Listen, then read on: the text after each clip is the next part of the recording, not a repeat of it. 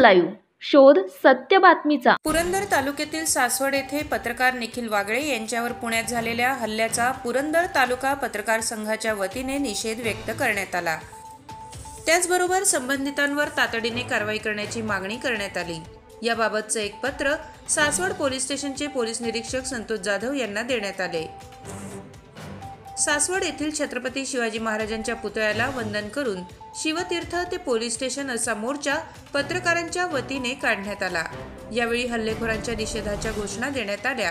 पत्रकारांच्या अभिव्यक्ती स्वातंत्र्यावर सरकार पुरस्कृत काही व्यक्ती घाला घालत आहेत असा आरोप यावेळी करण्यात आला। पत्रकारांवरील हल्ले खपवून घेतले जाणार नाही। त्याचबरोबर पत्रकार संरक्षण कायद्याची अंमलबजावणी करण्याची मागणी पत्रकार हल्ला विरोधी कृती समितीचे अध्यक्ष BM काळे यांनी यावेळी केली।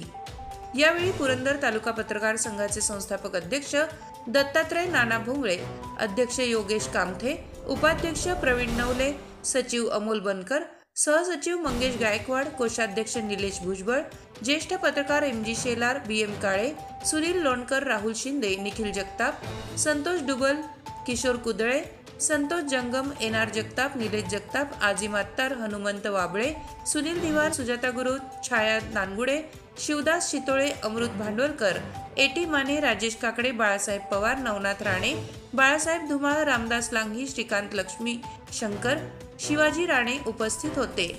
महाराष्ट्रातील लेटेस्ट बातम्या पाहण्यासाठी महाराष्ट्र न्यूज चॅनलला यूट्यूबवर सबस्क्राइब करा आणि बेल आयकॉन प्रेस करा।